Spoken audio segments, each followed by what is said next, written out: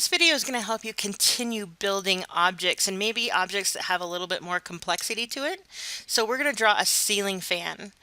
To get started, I am in the ID template, and I also went up to the layers and I made a seal fan the layer that I'm going to draw with. So again, it's super important that when you start drawing that you actually choose the correct layer. Now if you don't have the ID template and you want to create this layer, here's how to go about doing that. Click on Layer Properties on the Home tab, and you'll see that I have all kinds of layers because this is the template that I set up. You probably only see layer 0 if you don't have this template. If you want to add a new layer, simply click on this very first stack of pieces of paper. You can see that it looks like it has a little ball of sunshine or something kind of associated with it in the bottom right hand corner. And if you hover your mouse, it should say new layer as well. So go ahead and click on that. And what happens is layer 1 should pop up. So this is a brand new layer that you can work with. This is also your chance to rename it. So I always choose A for architecture, seal, and I have a dash fan, but maybe this time I'll just do fan since I already have this layer. I'm just demonstrating this for you. And you can click off and you'll see that it keeps that name. You can also choose what color that you want it to be. And this is the index of AutoCAD colors. So it actually doesn't look at any of these colors. Always stick with this bar right here. So in the plot style that I use, which I will go into what a plot style is in a future video, but it's basically like the smart tool that connects a color to the darkness of a line. So in the plot style I use, red is the absolute darkest, yellow is the next darkest, all the way through until like these last four are pretty darn light when they print. So a ceiling fan should be a little bit darker than most things, but not as dark as walls. But it should be darker than like the ceiling patterns, which we typically use these two colors right here. So I always go with green for any of my ceiling fixtures because it's a decently dark line weight, but it also isn't as dark as the walls or other things that the red can represent. So green. Hit OK. All right, if you ever want to change like what type of line that you use, you can come here. So you can see I've already got dash dot times 2 and dashed times 2 uploaded. You probably only see continuous on yours. So if you want to load any other line types, come here to load and you'll see that you can find all kinds of them. Again, each of these line types represents something, whether it's a dash dot or a dashed line. And you can also kind of control a little bit of what spacing that you have in between and the scale of the size of the dashes and the dash dots. But all I need was to show you where this was and kind of what's involved in it. I'm going to hit cancel because I don't need to upload anything. Ceiling fans are always shown in a continuous line. So I'm going to hit cancel. So as long as that's all set up, then you're free to start using that particular layer. Now because I already have a seal fan, I'm going to delete this layer, and I can do that by making sure it's highlighted and then coming up to the top where there's the stack of paper with the little red X, and I click on that and it's gone. Alright, let's move on. I'm going to exit out of here. So with the correct layer selected, I can now start drawing this object. Alright, so I went to Lowe's.com and I looked up some dimensions of ceiling fans. So I'm just making up my own ceiling fan based off of some research that I did. So just bear with me. I'm going to start at the center and I'm going to work my way outwards. So I'm going to start with where the light bulbs are held, and ceiling fans, they can have separate light bulbs or they could be located under a single like piece of glass or plastic. So that's the kind I'm going to do. A single piece of glass or plastic. So I'm going to create that as a circle. So I'm coming up here and it says specify center point for circle. So I'm just clicking randomly and I'm bringing it out. So obviously I can make it really big because right now I'm at 10 foot.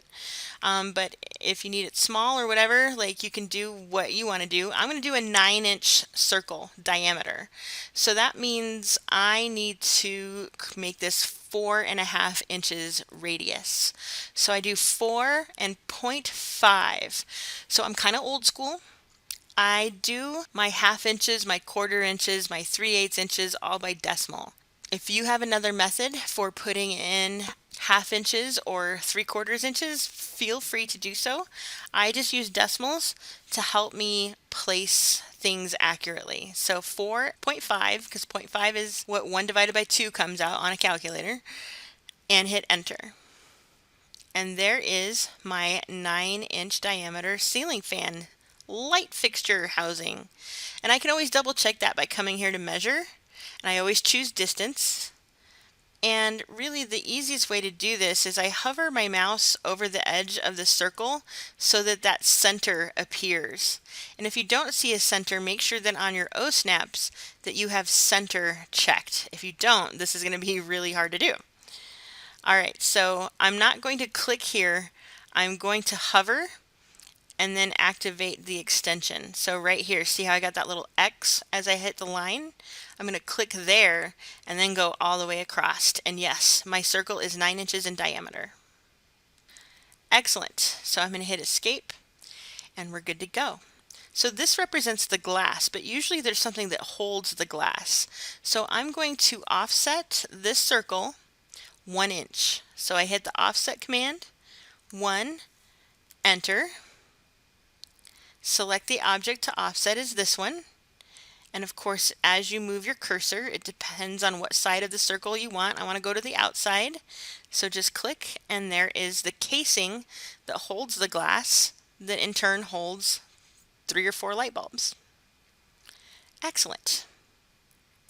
So we're moving on to the blades. We're going so fast, you guys. This is great.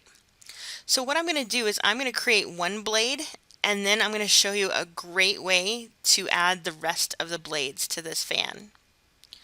Now my blade, I want it to come out 3 feet from the center, so that means that my ceiling fan is about 6 feet in diameter. So what I'm going to do is I'm going to create a line, and this is a temporary line. And again, you kind of hover over the circle line to find the center. And then I'm going to draw a line straight up 36 inches or 3 feet. Now my drawing went off the screen, you can see, so I'm going to hit escape, and I'm going to use that center wheel on my mouse to pull back a little bit so that I can see what I'm doing. If you don't have a center wheel, definitely come over here to the navigation bar and make sure that you use zoom out or zoom extents. Now my blade's going to be kind of a diamond shape, or kite shaped, so that we can get the most fanning, I guess you want to call it, that I can. So what I'm going to do is I'm going to actually work on half of the fan blade so that then once I have that created, I can just mirror it and I don't have to keep drawing lines. It's always important to work efficiently in CAD, right? Now my fan blade, I'm thinking I want it to be about 8 inches at the widest point. So that means I'm going to take this offset command and I'm going to do 4 inches and I'm going to offset it off to the side. Now, like I said, I wanted to create like a diamond or a kite shape, so I actually want a point to be here, and then I want the fan blade to come out about right here. So I'm creating a diagonal line. I want that little fan thing to be about 6 inches from the end of that. So I'm going to take my line, I'm going to hover, I'm not clicking yet, so that I can activate the alligator. That's the polar tracking extents. And again, that's located right next to your O-snap. It's actually object snap tracking. I don't know why I always call it polar tracking. Object snap tracking.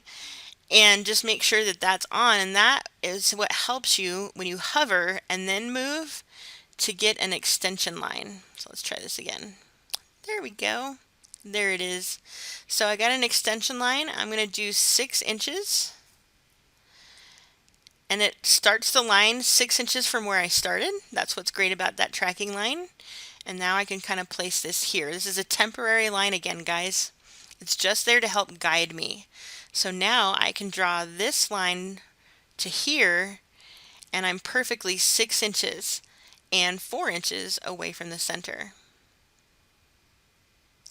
The next thing I'm going to do is I am going to take this line and I'm going to take it to right here. So I went from the kite, see how I got a nice kite shape now? So from this point to the center of the circle. I no longer need this line, so I'm going to delete it. And I honestly no longer need this line, so I'm going to delete that.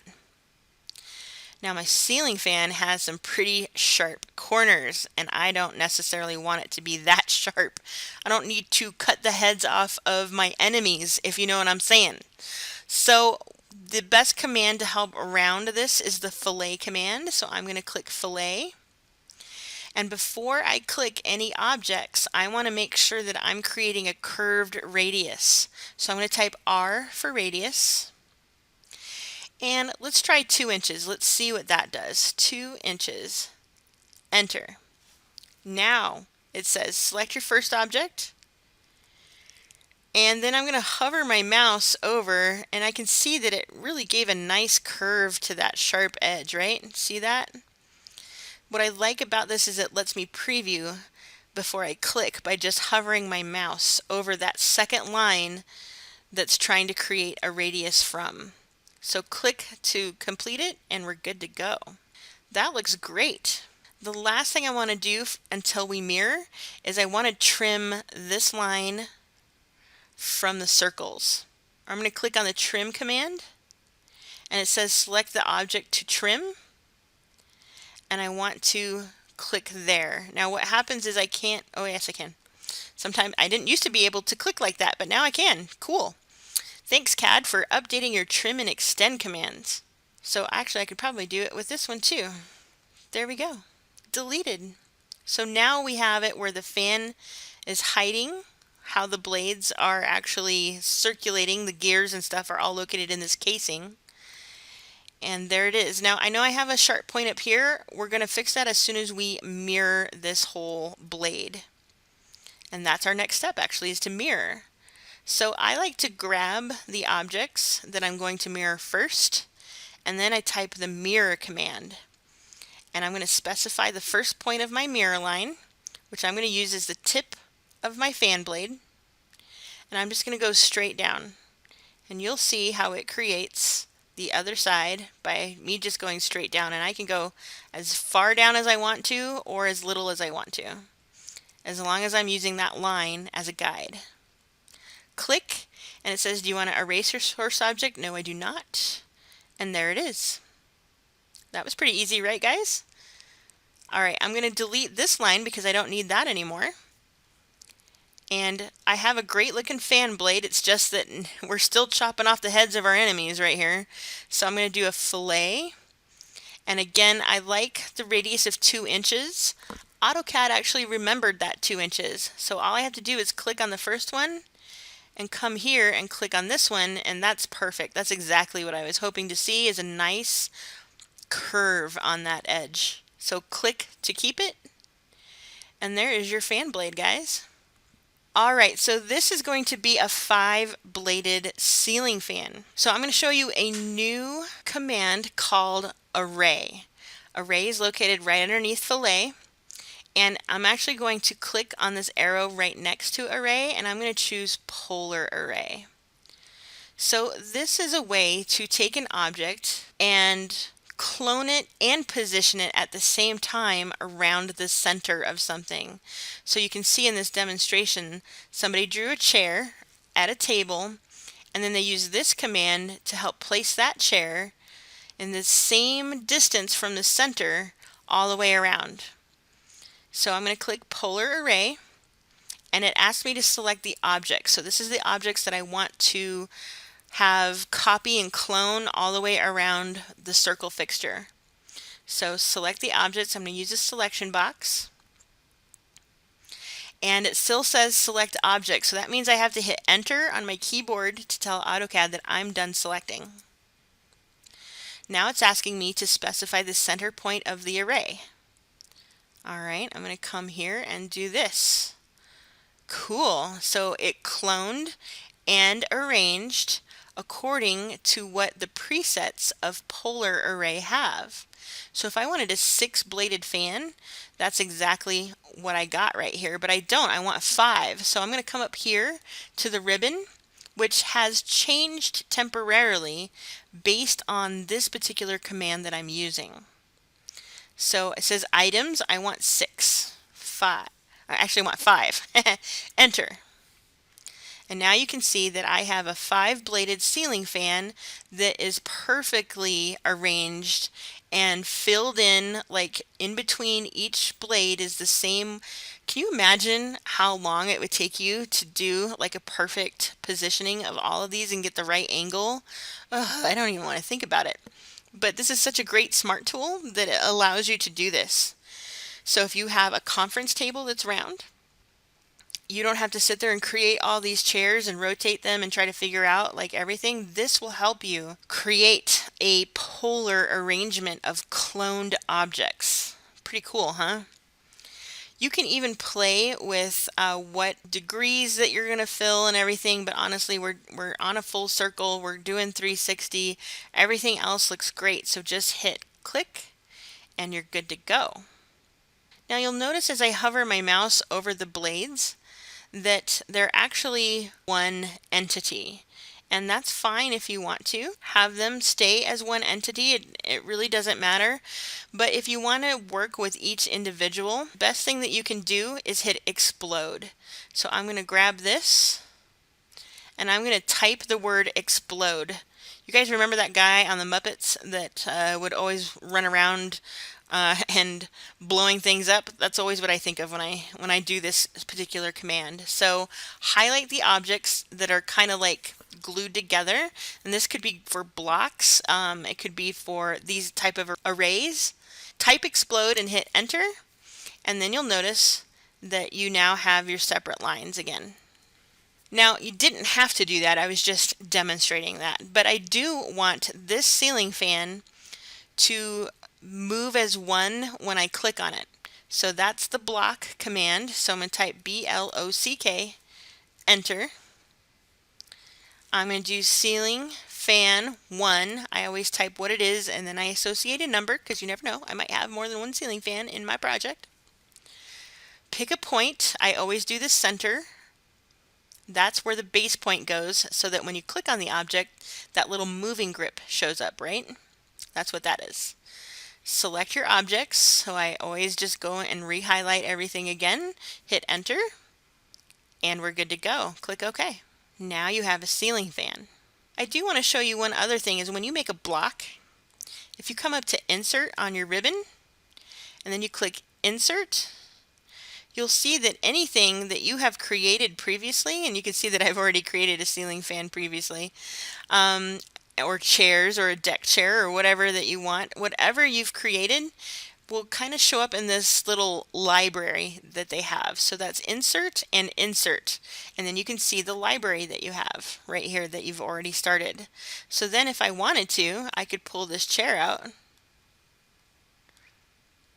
Actually, I click and then it will allow me to pull the chair. So furniture has a dash dot pattern, and that's exactly what it should look like.